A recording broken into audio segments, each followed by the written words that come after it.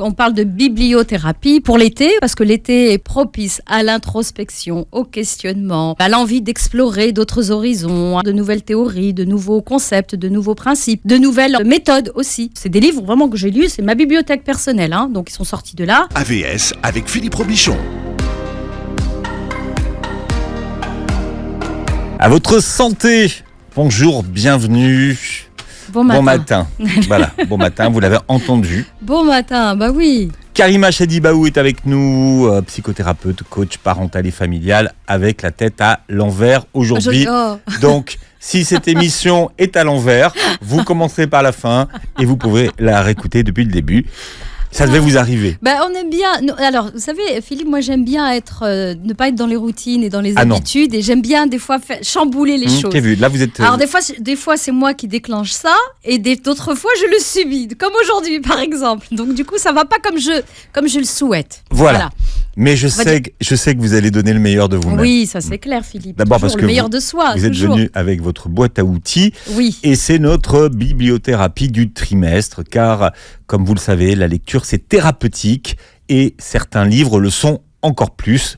On dit même que certains livres ont le pouvoir de changer la vie. De changer la vie, de transformer nos perceptions, notre vision des choses, nous apporte de la sagesse, nous inspire, nous donne envie en fait de vouloir aussi se dépasser.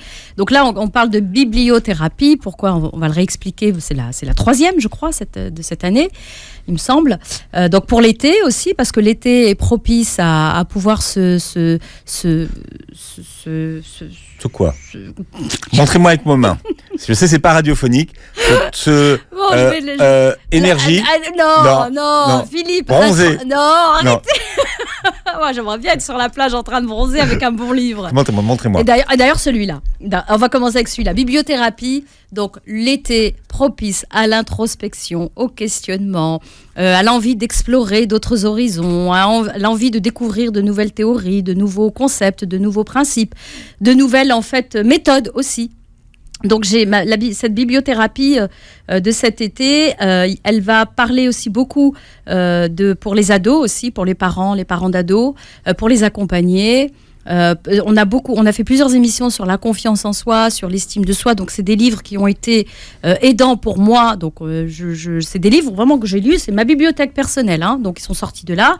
Et des livres qui aident, qui soutiennent, qui sont des livres de compréhension, des livres aussi de philosophie, et d'état d'esprit aussi, qui aident justement qui nous aident dans notre vie de tous les jours, quand on rencontre des difficultés et quand forcément on ne trouve pas la réponse tout de suite. Donc dans le livre, on l'a dit, vous l'avez dit Philippe en commençant, les livres nous aident beaucoup. C'est une mine en fait, c'est du savoir, de la science, des recherches, des états d'esprit. Donc, c'est des livres qui m'ont aidé aussi dans ma vie de maman, des livres qui m'ont aidé aussi dans ma vie de femme, et des livres aussi qui m'aident en tant que thérapeute. D'accord ? Dans ma pratique aussi. C'est des livres aussi que je conseille à mes coachés ou les personnes qui viennent, qui ont besoin soit de conseils, soit de thérapie. Voilà. Bien. Alors, le livre que vous avez dans la main, que vous ne voulez pas nous présenter. Il est magnifique, celui-là. Alors, comment il s'appelle déjà ? Alors, ça s'appelle « Que vous est-il arrivé ?» Alors, je le montre à la caméra. Que vous est-il arrivé du docteur Bruce Depéry, donc qui est neuroscientifique et psychiatre, et Oprah Winfrey. Tout le monde connaît Oprah Winfrey, la grande Oprah Winfrey. Et le sous-titre, c'est des témoignages. C'est comprendre les traumatismes du passé pour reconstruire nos vies. Et je trouve ce livre tellement bien fait. Dès qu'on le commande, on peut pas le lâcher en fait. On peut pas le lâcher. Alors moi, j'ai pas mis trop de post-it là sur celui-là, sur d'autres oui. Donc en fait, ce livre nous explique en fait que les traumas que nous vivons. Donc les traumas, qu'est-ce que c'est ? Un traumatisme, c'est une expérience de vie qui n'a pas été transformée en apprentissage. Qu'est-ce que ça veut dire ? Ça veut dire que il m'arrive quelque chose dans ma vie, dans le passé, durant mon enfance. C'est moi aujourd'hui à l'âge adulte. Qu'est-ce que je fais de ça ? Est-ce que je répète continuellement et constamment cette histoire en ne lui trouvant pas de sens, en ne lui donnant pas de sens, ou bien et donc je la subis et du coup je la répète, ma biologie, la biochimie du cerveau ne sait pas en fait, je suis toujours en mode reptilien ou en mode attaque ou en mode survie, et donc du coup je ne vis pas ma vie puisque je survis. Et donc, je vais être surtout sur des réflexes primitifs. Donc, c'est ce qui explique ce livre. Et soit je vais transformer ce traumatisme en lui donnant du sens. Alors, vous dites que c'est sous forme d'interview. Oui. Qui est interviewé ? Alors, c'est le docteur Bruce Perry qui est interviewé par Oprah Winfrey. Et ça commence, Oprah Winfrey, on la connaît, on sait son goût pour les témoignages, pour les expériences de vie, et même pour la résilience. Et là, c'est vraiment un livre aussi qui parle de la résilience, de cette résilience. Et donc, beaucoup de témoignages, de cas concrets, des études. Des études scientifiques, neuroscientifiques sur l'explication aussi du fonctionnement du cerveau et notamment le cerveau de l'échelle en fait, comment est-ce qu'il fonctionne du bas vers le haut, du reptilien au néocortex et comment ça se passe et comment en fait l'être humain structure sa pensée et comment est-ce qu'il... Donc c'est scientifique mais très vulgarisé. Donc moi c'est un livre que je recommande aux personnes lambda, je veux dire qui ont envie de savoir comment est-ce qu'il fonctionne et ce qui leur est arrivé durant leur histoire de vie. Et je le conseille aussi aux thérapeutes parce que il y a des mots sur des concepts difficiles ou un peu compliqués, un peu complexes, mais c'est vulgarisé d'une manière tellement, comment je vais dire ça, tellement humaine. Et franchement, moi, en lisant ce livre, je suis retombée amoureuse en fait de l'être humain et de sa complexité. Voilà. Alors, on rappelle le titre du livre et l'éditeur. Donc l'éditeur, c'est Michel Lafon. Et que vous est-il arrivé ? Et pourquoi cette phrase-là ? Parce que nous, en tant que thérapeute, ou même quand on écoute quelqu'un, un ami qui vient nous raconter son histoire, et lui dit, mais il ne nous dit pas qu'est-ce qui t'est arrivé, mais il dit, mais qu'est-ce qui va pas ? Qu'est-ce qui va pas chez toi ? Et donc, du coup, il nous propose de transformer cette phrase, au lieu de dire qu'est-ce qui ne va pas, c'est que t'est-il arrivé ? Parce que ce qui t'est arrivé fait la personne que tu es aujourd'hui. Malgré tes cicatrices, malgré tes blessures, voilà la personne que tu es. Aujourd'hui, tu peux être fier aussi de ces cicatrices, de ces blessures, parce qu'elles font l'être que tu es aujourd'hui. Voilà, ça franchement, c'est mon coup de cœur. Alors, deuxième livre. Alors, on va rester dans le même thème, Philippe, sur donner du sens. Donc, je l'ai racheté celui-là pour pouvoir vous le présenter d'une manière un peu présentable parce que c'est un livre qui m'a beaucoup suivi. C'est le docteur Viktor Frankl. Tout le monde connaît un petit peu ou pas. En tout cas, les spécialistes le connaissent un peu, et même en développement personnel. Donc ici, le titre, c'est découvrir un sens à sa vie avec la logothérapie, la thérapie qui donne du sens. On avait déjà présenté un livre, la dernière bibliothérapie, pardon.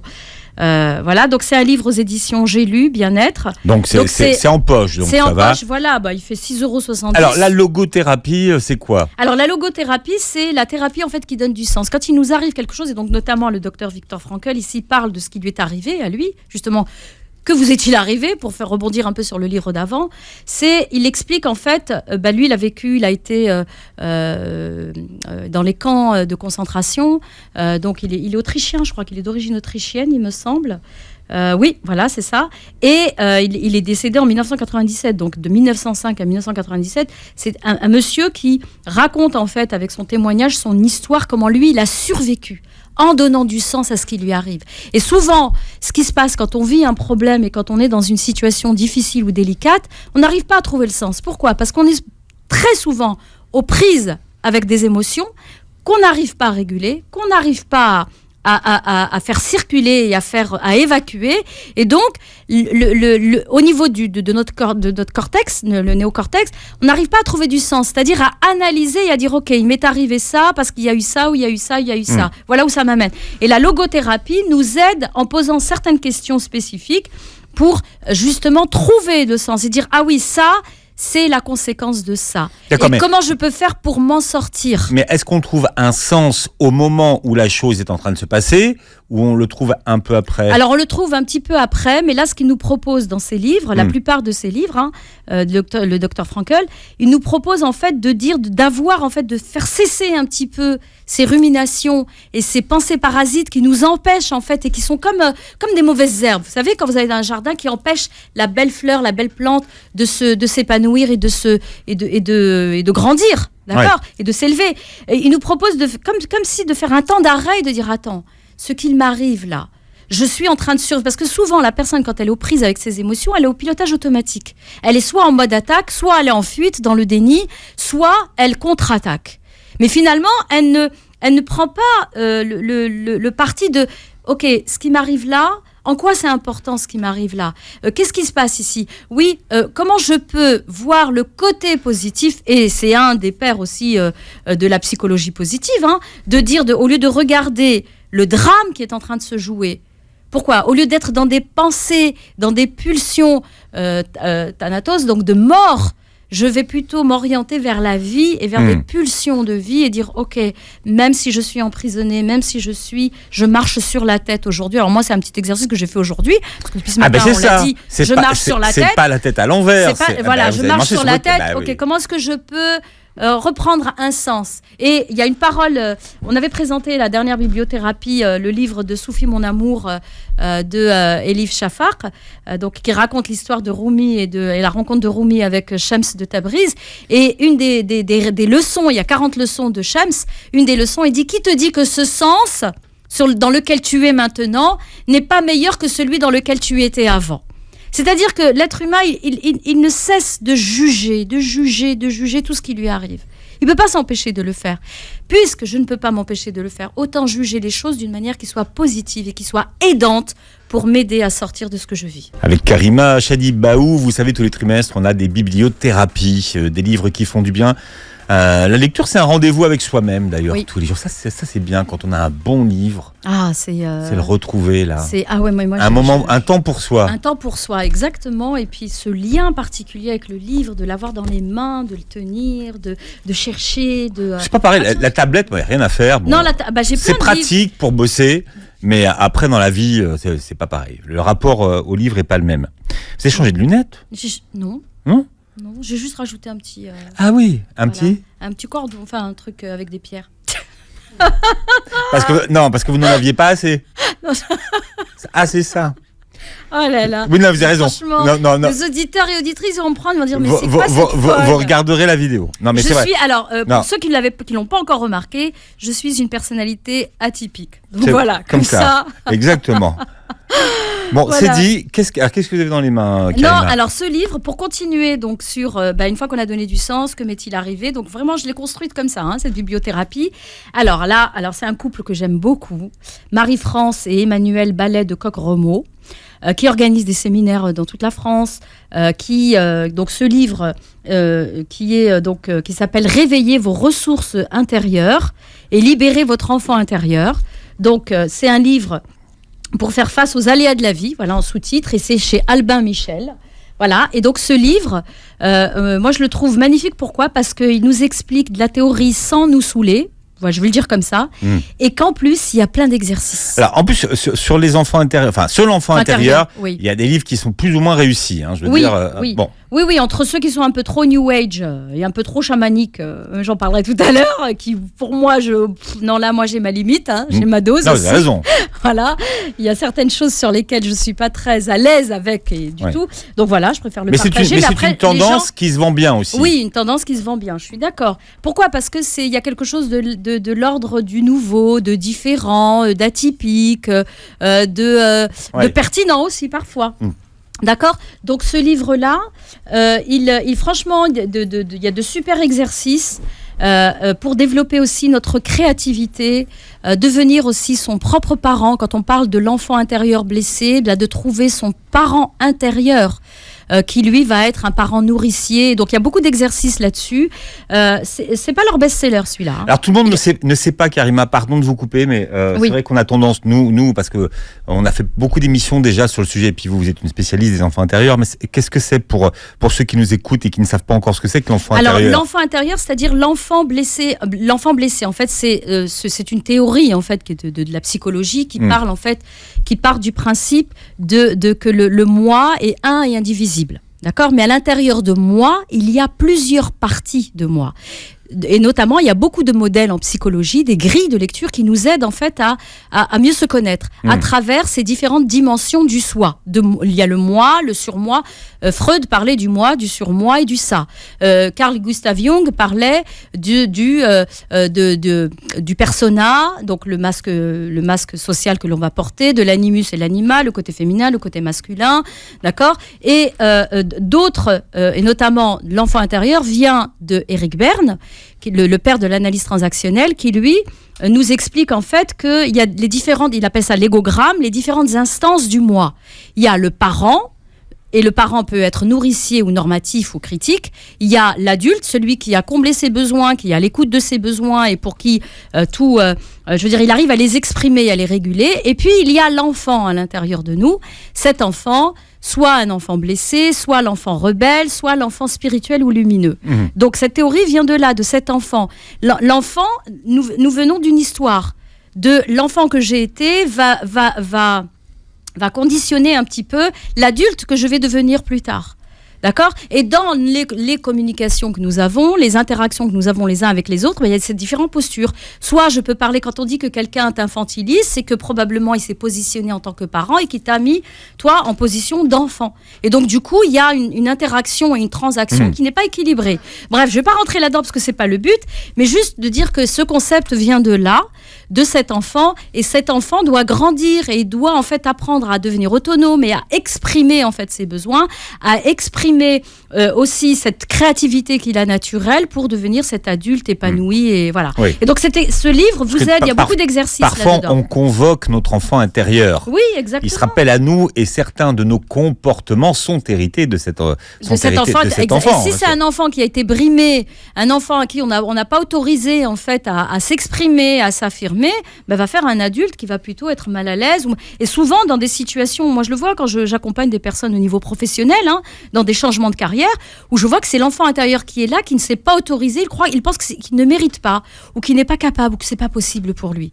Toutes les questions liées à l'estime et à la confiance en soi, ce qui m'amène à la suite, à la suite. Sur aider votre ado à avoir confiance en lui. Donc j'ai ramené 3 livres là-dessus, sur la confiance en soi.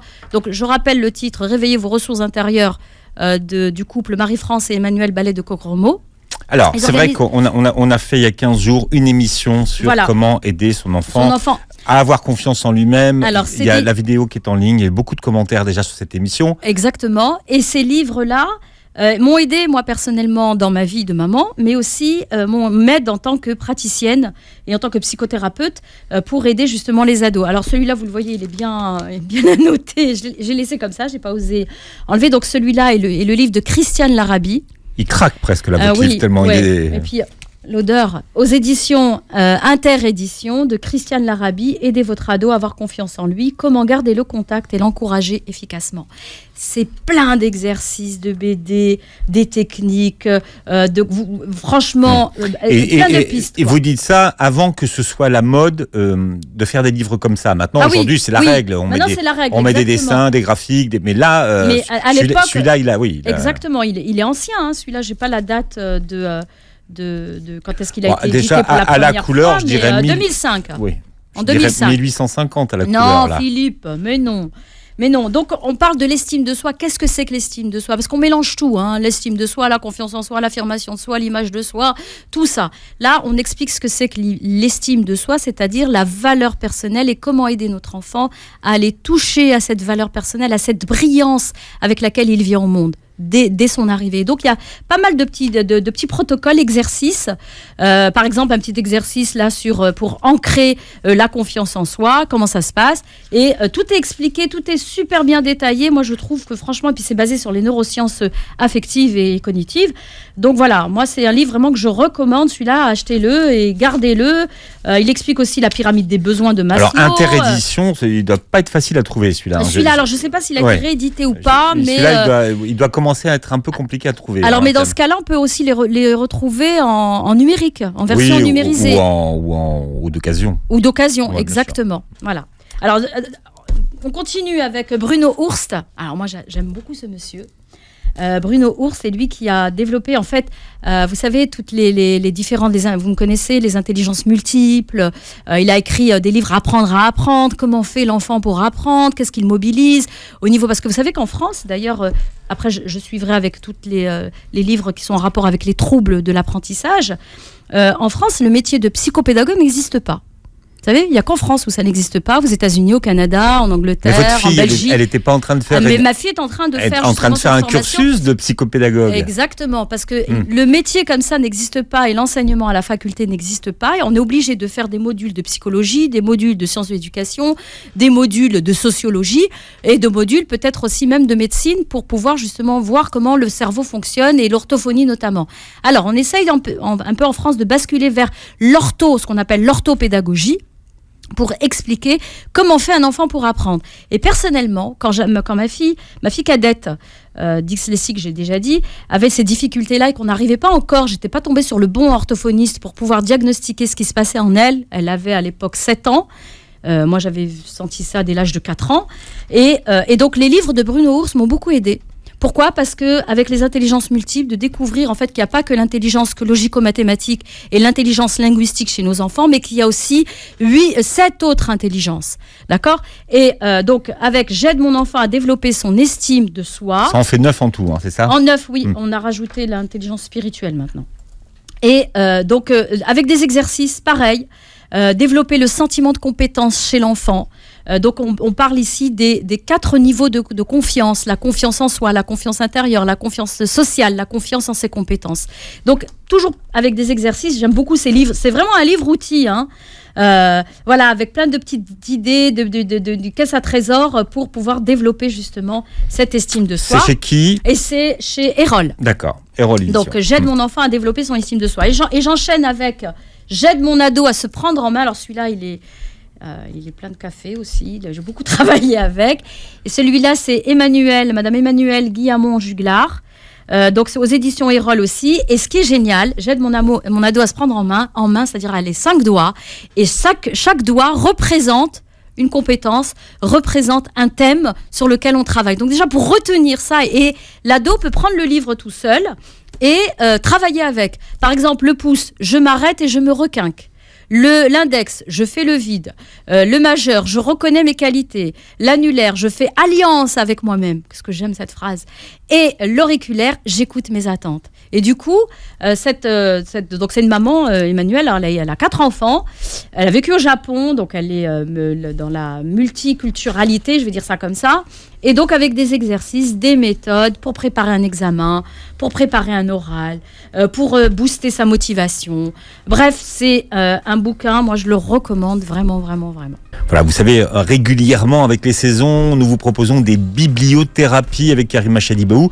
Ce sont des livres thérapeutiques, des livres qui font du bien. Il y en a pour tous les moments de la vie, oui. Parce que parfois il y a des livres qui vous aident à vous débloquer face à certains moments de votre vie que vous traversez. Et tous les livres que Karima nous présente ce matin, d'abord ce ne sont pas des livres qui sont gratuits, c'est pas des livres que les éditeurs vous ont envoyés. Non, c'est des livres. C'est des vrais livres que vous utilisez.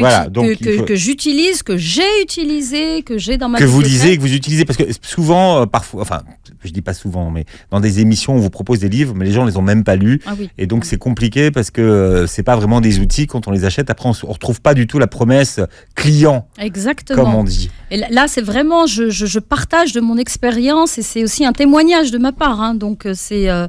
Voilà, ils ont fait. D'ailleurs, il n'y a qu'à voir pour ceux qui voient quand vous verrez la vidéo, vous verrez que c'est des livres qui ont beaucoup été utilisés. Bon, présentez le best-seller là. Lequel ? Le rose là. Celui-là là ? Non, celui-là, ouais. Oui, on passe sur celui-là. Ouais. Bon, allez, d'accord. Non, pourquoi ? Parce qu'en fait, ça a été le gros succès en France de l'année dernière. Oui. Ça a été un succès vraiment surprise. C'est le premier livre TikTok. Voilà, ou TikTok, oui, on l'appelle comme ça. Parce que c'est le premier succès que TikTok a fait. Alors, c'est un livre qui s'appelle donc Burn. Alors, mon accent anglais est nul, hein. Voilà, on ne peut pas être bien partout. Hein. Burn After Writing de Sharon Jones. C'est pas si mal. Bon, non, moi, il Brûlez après avoir écrit. Voilà, brûlez-le après avoir écrit. Et en fait, c'est comme un journal. C'est qui va vous accompagner. C'est une interview de soi-même, en fait. Oui, exactement. C'est vraiment, donc, on a commencé en parlant du temps pour soi avec les livres, de prendre ce temps-là. Ce livre, c'est exactement la même chose. Un temps pour soi, un temps d'introspection. Donc, ce qui demande quand même d'être assez authentique. Ouais, c'est ce qu'ils disent. C'est le contrat. Le contrat, c'est qu'il faut dire la vérité. Il faut dire la vérité. Et d'ailleurs, c'est pour ça qu'on dit, une fois que tu as écrit, tu brûles. Quoi. J'ai pas lu ce que vous avez écrit. Non, moi j'ai pas. Non. Je voulais me marrer un peu. Non, mais moi j'écris sur un autre cahier. Moi j'ai mon journal de bord. J'écris pas sur le livre directement. Déjà, c'est un sacrilège pour moi d'écrire sur un livre. Moi, je voulais connaître votre plaisir le plus coupable. Parce que ça fait partie des questions qui vous posent. Alors là, Philippe, si je vous dis mon plaisir le plus coupable, il est tellement banal, mais tellement pas atypique. Et franchement, vous dites, c'est ça ton... C'est quoi? Non, je le dis pas, je vais pas le dire. Bon. Je laisse le suspense. En tout cas, moi, c'est un livre que j'aurais aimé détester parce que tellement il a eu de succès que tout le monde l'avait acheté. Et en fait, on se fait avoir, Karima. On se fait avoir parce qu'en fait, les questions qu'il vous pose, c'est en entonnoir, en fait. C'est ça, il vous pose les questions les plus sympas au départ. Donc, vous répondez et votre cerveau, il répond tout de suite. Et après, ça se gâte un petit peu quand même. Exactement. C'est la technique de l'entonnoir. Hein. On y va pour aller justement en profondeur. Donc, moi, je dis souvent à mes stagiaires, quand je commence des exercices avec eux, avec cette thématique-là, comment on fait pour manger un mammouth? On le découpe en petits morceaux. Donc déjà, parce que sinon, on voit le mammouth, il est énorme et on va se dire par où on va commencer. Donc ça, on arrive doucement, une petite promenade de santé, comme ça, jusqu'à arriver au trésor, voyez, au diamant, pour aller le diamant brut et pour aller justement le découvrir. Donc je trouve, moi, ce livre, il est intéressant. Pour l'été, c'est génial. Franchement, utilisez-le, travaillez avec. N'en faites pas non plus, il ne faut pas que ce soit le psychodrame non plus. De se dire, c'est ça, il faut le faire franchement. Voilà. Et puis, c'est pas parce que vous avez répondu telle ou telle question ou telle réponse à telle ou telle question. Par exemple, là, sur le ce que je suis, c'est une image, c'est une petite photo instantanée. C'est comme les sondages. C'est à un moment donné de votre vie, vous êtes au-delà de tout ce que vous pouvez écrire et tout ce que vous pouvez dire. Vous êtes au-delà de tout ça. Vous êtes, je dis souvent, la personne qui fait l'expérience de soit cette émotion, soit de cette pensée. Vous n'êtes pas votre pensée. Donc ça vaut le coup? Ça vaut le coup. Combien il vaut? Alors il vaut quand même 12,90 €. Voilà. Mais il vaut le coup. Et peut-être que, je ne sais pas s'ils vont sortir la formule couple. Ce serait sympa.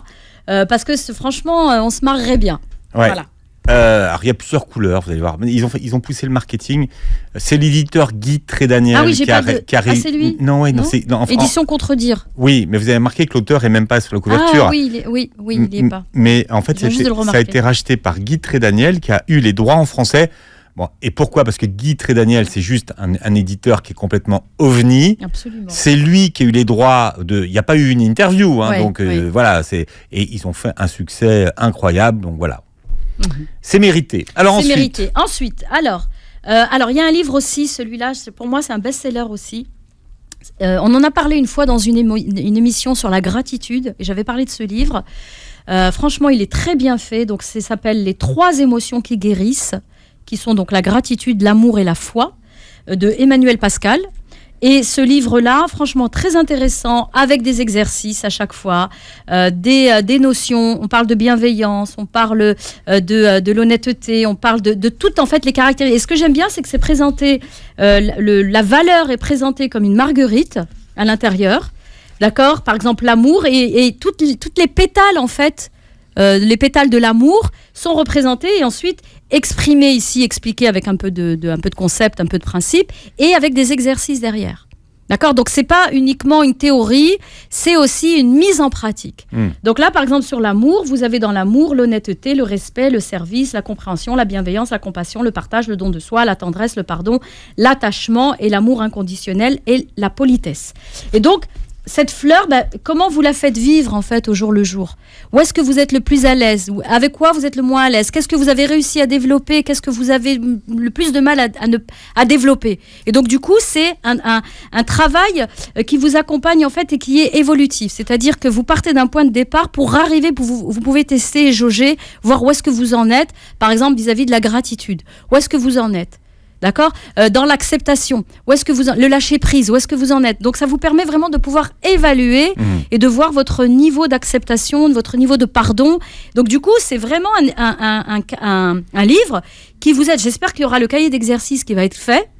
À partir de là, comme certains livres... C'est la mode aujourd'hui, les cahiers d'exercice qui sont des déclinaisons de livres qui ont bien fonctionné. Exactement. Oui. Et donc le prolongement. Le prolongement, et puis on est débarrassé de tout le côté théorique. De tout le blabla. Vous garde connaissez, que le concentré des idées. Exactement. Ouais. Et puis c'est des livres qui sont pratico-pratiques. C'est-à-dire qu'on se met tout de suite en action et on y va, quoi. Et comme vous connaissez le proverbe que j'aime beaucoup, un savoir n'est que rumeur tant qu'il n'est pas descendu dans le muscle, c'est l'occasion de pouvoir le pratiquer. Alors, j'enchaîne avec... Celui-là, j'aime bien. Montrez-moi. Thomas Allez. d'Ansembourg. Comme on a fait plusieurs émissions sur la Ah, CNV. ça faisait longtemps que vous j'avais pas parlé. Voilà, allez-y. Donc Thomas d'Ansembourg, moi que j'aime beaucoup, hein, c'est un grand monsieur pour moi. Donc cessez d'être gentil, soyez vrai. Donc il y a les bases et les principes ici de la CNV, de la communication non violente, et avec les exercices. La gentillesse, ça devient un thème, enfin une thématique qui se vend aujourd'hui, la gentillesse. Oui, absolument. Oui. Parce que justement, comme on est dans un monde de plus en plus violent et de plus en plus, donc on a besoin de renouer avec ça et de se dire, mais c'est quoi en fait la gentillesse ? De ne pas être quelqu'un d'être intéressé, parce que la gentillesse vient toucher aussi à l'authenticité. Dans ce livre, on parle beaucoup d'authenticité, de vulnérabilité, c'est ce qui m'amène aussi sur ce livre-là, parce que je vois que l'heure tourne. La vulnérabilité, clé des relations, et c'est Madame Véronique Brard. Donc c'est un des comment je vais dire ça ? Les techniques qui sont détaillées dans ce livre-là, donc celui de Thomas d'Ansembourg, c'est de la CNV, hein, c'est de la communication non violente, voilà. Et celui de Véronique Brard, elle nous parle en fait, donc c'est aux éditions Le Souffle d'Or, et elle nous parle en fait de différentes techniques, et notamment le dialogue, le voice dialogue. Voilà, je vous ai dit, mon anglais, il est nul. C'est le dialogue avec soi-même. Interne. En fait, le dialogue intérieur, c'est cette petite voix, vous savez, et d'où sortent aussi tous les travaux sur le saboteur à l'intérieur de nous, cette petite voix, le juge intérieur, le critique intérieur. Et on parlait tout à l'heure de l'enfant intérieur. Et donc, dans ce livre-là, la vulnérabilité clé des relations nous parle en fait de renouer avec notre vulnérabilité, et que la vulnérabilité ne veut pas dire faiblesse, ne veut pas dire fragilité. Au contraire. Au contraire, c'est justement comment transformer cette vulnérabilité en force et en pouvoir, et c'est un super pouvoir. Donc ce livre, je l'ai lu il y a quelques années. Mais je me suis dit que je vais peut-être le reprendre cet été, pour reprendre, parce que c'est une mine d'or, des livres, vous savez, quand vous les lisez, et puis que vous redécouvrez après. On relit jamais de la même façon, exactement. Et finalement, il y a des nouvelles idées qu'on n'avait pas vues la première fois qui reviennent, et c'est très puissant. Exactement. Et dans ce livre-là, elle nous parle aussi de toutes les sous-personnalités que l'on développe, notamment quand on est blessé. Je me souviens d'une émission que vous avez fait, Philippe, avec un grand monsieur, un Canadien, sur le moi, sur l'ego. Oh. Mais il revient. Ah, c'est vrai ? Il revient. Vous m'appelez. Il revient en septembre. Très bien. Moi, je me suis donné comme mission pour la saison prochaine. Je veux en faire une star en France. Il est. Moi, je vais contribuer avec vous. Si vous voulez. Franchement. Il est énorme. Il est énorme, ce monsieur. Énorme. J'ai pris une masterclass. Ouais. Ah non, il revient en septembre, et parce que j'avais dit revenez, parce que et son livre justement sur le jeu. C'est sur le jeu. Sur le jeu, ce petit jeu, le grand jeu. Et donc dans ce livre-là, Véronique nous parle en fait de ces sous-personnalités, et justement pour pouvoir les déterminer, les reconnaître, à quel moment elles s'expriment. C'est quelle partie de moi qui parle à ce moment-là ? Est-ce que c'est l'enfant blessé, l'enfant spirituel, l'enfant lumineux, l'adulte, le parent critique et normatif ? C'est quoi ? C'est mon masque qui est en train de parler parce qu'il a peur d'être rejeté, de ne pas être vu, de ne pas être reconnu, qui a celui qui a peur de ne pas être validé, de pas... Et c'est juste magnifique, parce que c'est vraiment des livres qui nous aident à nous observer nous-mêmes. Et ça, pour moi, c'est la clé de la connaissance de soi. C'était d'ailleurs une émission sur la connaissance de soi. Vous pouvez la regarder sur la chaîne YouTube. Et on termine avec quoi ? Tiens, avec la grande star de... Natacha. Oui, la grande star de ces 3 dernières années, parce que ça a été le phénomène de librairie surprise. Elle a vendu, je crois, aujourd'hui 500 000 gros livres. C'est Natacha Calestrémé. Très authentique, parce qu'elle a quand même galéré pendant 20 ans. Voilà. Maintenant, elle est invitée partout, mais c'est parce que ça fonctionne. Et donc, elle a fait comme beaucoup de ceux qui ont des livres qui fonctionnent. Elle a sorti son petit cahier. Exactement. Donc, qui reprend un petit peu les exercices qui sont dans ces livres. Trouver ma place et notamment la clé de votre énergie. Donc, c'est le cahier d'exercices de Natacha Calestrémé. Mon cahier d'énergie.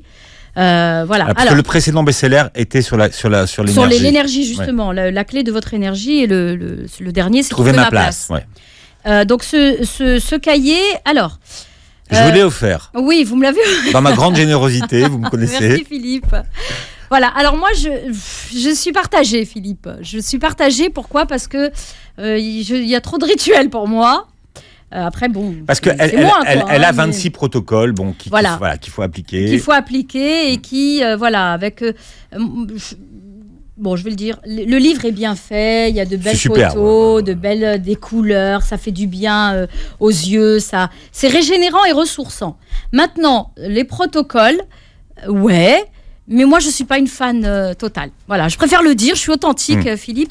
Mais pour moi, c'est trop... Elle surfe sur le succès et elle a raison. Et je pense que c'est son éditeur, plus qu'elle, qui surfe sur le succès parce qu'il décline, il stretch à fond. Hein. Vous savez, aujourd'hui, les succès, vous avez le collector qui sort, après vous avez le cahier d'exercice, après vous allez avoir les cartes, la boîte de cartes. La boîte de cartes, et puis après, on va avoir... voilà, bon, moi, je préfère rester sur le livre. Franchement, le livre, parce qu'il y a les témoignages, il y a son ressenti. Là, ça fait... Bon, étape. Moi, je ne suis pas très procédurière. Moi, j'aime bien, je suis plutôt quelqu'un qui ait plusieurs choix et qui est comme un papillon, en fait, qui prend un peu là et un peu là. Là, il y a des process, des procédures. Quand on en a besoin, oui, c'est OK. Mais pour moi, j'ai trouvé ça trop ritualisé. Voilà, c'est vraiment, je vais dire le mot comme ça. Oui, non, mais c'est ça, la vérité. Voilà. Et encore, je vous connais et vous y allez avec des pincettes. Mais voilà. Mais c'est important de dire un peu ce qu'on pense aussi. Parce que on est là pour ça. C'est ce qu'on attend. Les gens nous écoutent et nous suivent pour ça. Voilà. Et je peux terminer juste avec un autre livre. Parce que je ne vais pas terminer sur une note. Voilà, c'est le livre. Donc celui-ci, il est sorti il y a quelques années. C'est le livre, c'est un collectif. C'est Transmettre. Il s'appelle comme ça. Ce que nous apportons les uns les autres, et c'est aux éditions L'Iconoclaste. Et donc c'est des interviews, enfin écrits par donc Céline Alvarez, Christophe André, Catherine Guéguen, Ilios Kotsou, Frédéric Lenoir, Caroline Le Cire, Frédéric Lopez et Mathieu Ricard. Et donc c'est un et franchement avec des photos. Franchement, c'est que des stars. Hein. C'est que des stars. Oui, bah ça c'est l'éditeur, il sait ce qu'il fait quoi. Hein, il veut vendre des livres. Hein. Mais en même temps, c'est sur la plage lire ça, sur la transmission, ce qu'elle veut dire, l'incarnation, les recommandations de ces autres grands auteurs. Donc moi, j'ai trouvé ce livre très, très intéressant. Et voilà. Et puis, vous n'allez pas le lire comme un roman. Vous pouvez ouvrir n'importe où et tomber et lire et vous laisser inspirer. Voilà, cher Philippe, pour la bibliothérapie, je donnerai les livres sur la dyslexie, dyspraxie pour les parents à la rentrée. Parce on va pas se prendre la tête on fera pas mal d'émissions de toute façon sur les 10 qu'on va expliquer, parce qu'on parle beaucoup de la dyslexie, mais il y a plein d'autres 10 sur lesquels on s'arrête jamais. Donc on en parlera. C'est vous notre source d'inspiration. Karima Chedibaou. Vous réécoutez l'émission en podcast sur beurrefm.net et vous verrez la vidéo sur notre chaîne YouTube avec toutes les références et tous les livres. Donc Karima a parlé ce matin et vos nouvelles chaînes de lunettes que tout le monde va vouloir voir. Merci d'avoir été avec nous. Merci, bonne journée. Et passez une très belle journée santé sur Beurre FM.